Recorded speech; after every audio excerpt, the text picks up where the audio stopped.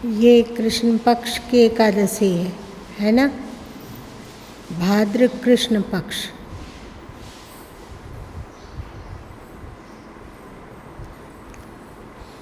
आप लोगों में से कोई बताइए कि शुभ कार्य करने के लिए भादों में क्यों निषेध किया गया होगा? दिमाग लड़ा के सोच के बताइए।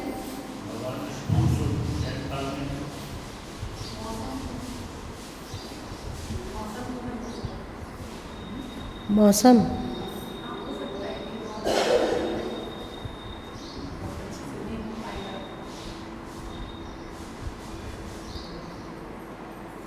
सावन में भी विवाह नहीं होता है, भादों में भी नहीं होता है। इसका केवल कारण है मौसम, क्योंकि अति वर्षा इस वर्षा का काल है ये।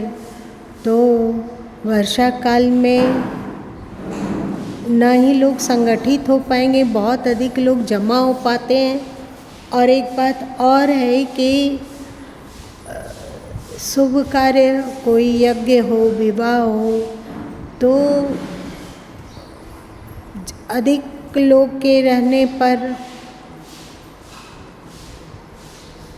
ऐसा नहीं है कि मुहूर्त खराब है। समझ में बात आई? ऐसा नहीं है कि मुहूर्त खराब है। और एक मज़े की बात है कि यदि मुहूर्त खराब होता तो क्या आप लोगों को पता है कि हिंदू के लिए ये महीना अशुभ है, लेकिन उसी महीना में दूसरे लोग के यहाँ, जैसे मुस्लिम लोगों में अभी शादी ढल्ले से होती है। और जब पूष होता है, आप लोग कहते हो कि पूष है, पूष में आदमी कैसे विवाह शादी करेगा, नहीं हो सकता है। तो उस समय उन लोग के यहाँ बहुत शादी होती है ना। इसका मतलब कुछ समझ में आ रहा है कि क्या हो सकता है? इसका मतलब है कि हम लोगों को प्रेरणा मिलती है कि वास्तव में कोई भी मुहूर्त खराब होता ही नहीं है। हम लोग कितना मुहूर्त के पीछे दौड़ते हैं, जबकि रामचरितमानस में भी और सदगुरु कबीर साहब की वाणी में भी ये बात आता है कि जब सृजनहार को भूल जाया जाता है, वही समय खराब मुहूर्त वाला है। सही?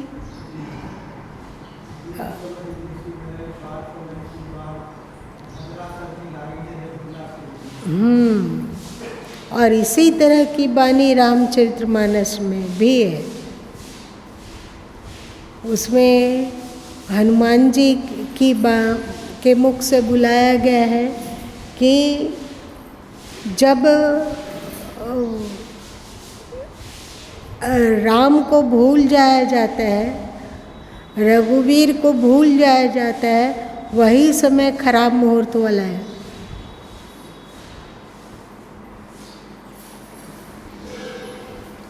और एक बात है कि क्या आप लोग इस बात को जानते हैं कि विचार के अनुसार ही बाहर की परिस्थिति दिखने लग जाती है और वैसा ही लगता है, प्रकृति हम लोगों के साथ वैसा ही करने लग जाती है। जैसे किसी की दृष्टि हो जाए कि अमुक जगह वहाँ पे भूत है, वहाँ भूत है, तो उसको क्योंकि दिख रहा है कि वहाँ भूत है, तो वो क्या होगा, बेहोश हो जाएगा। डर के कारण उसकी हालत खराब हो जाएगी। और दूसरा लोग जाएगा तो वहाँ उसको भूत नहीं दिख रहा है, तो वो दूसरा लोग उसको कहेगा कि कहाँ, कौन सा भूत तुमको दिख रहा है, देखो तो कहाँ भूत है। लेकिन उसके शरीर का अंतःस्रावी ग्रंथियाँ इस तरह जहर उगल रही है कि उसको कुछ समझ में नहीं आता है।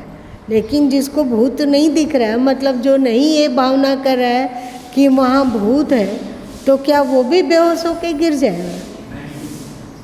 इसका मतलब लगता है कि हम लोग सोचते हैं कि आज का समय तो खराब है, आज का समय तो खराब है, आज का समय तो खराब है। तो सचमुच में वो समय खराब है ऐसा प्रतीत होता है, और हमारे लिए वो समय खराब है।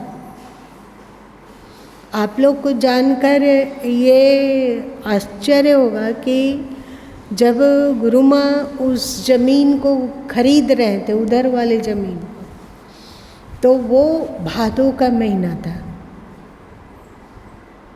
1985 ईस्वी को भादों के महीना में लगभग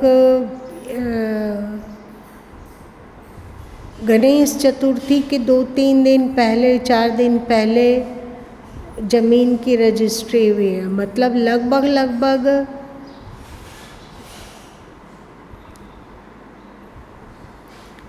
करीब अमावस्या के समय में, भादो अमावस्या के समय में लगभग खरीद हुई होगी अथवा रजिस्ट्री हुई होगी। तो क्योंकि गुरु माँ के दिमाग में नहीं था कि ये भादो है, जानते भी नहीं थे कि भादो में ये चीज़ शुभ होता है और ये चीज़ अशुभ होता है। घर में कोई नहीं जानता था,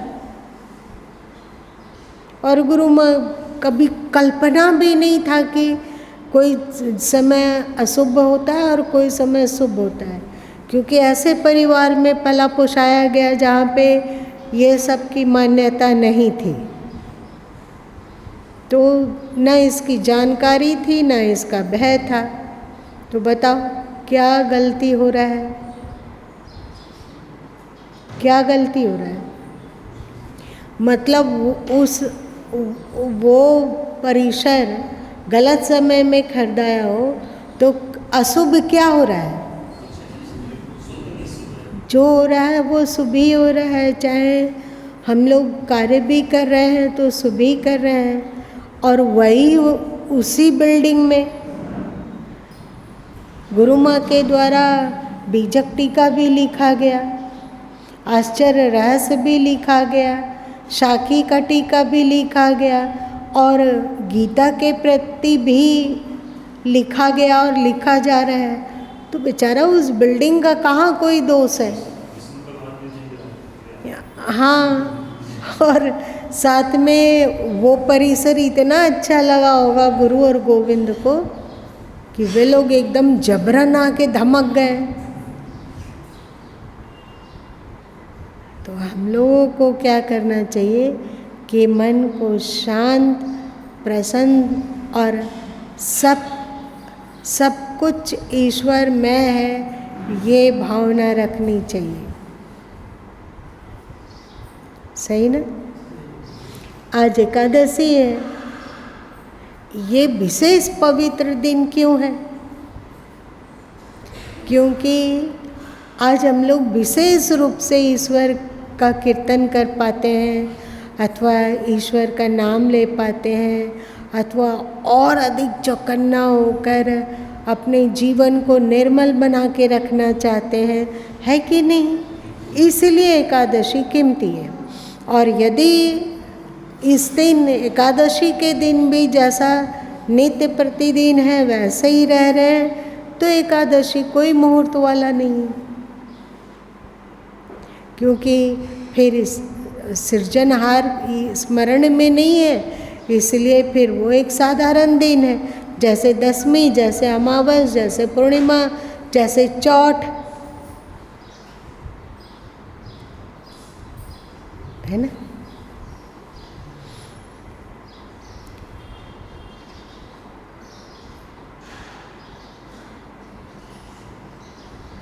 मतलब किसी भी दिन को सुंदर और शुभ बनाने में भक्ति का महत्व है, मतलब श्रेष्ठ कार्य का महत्व है।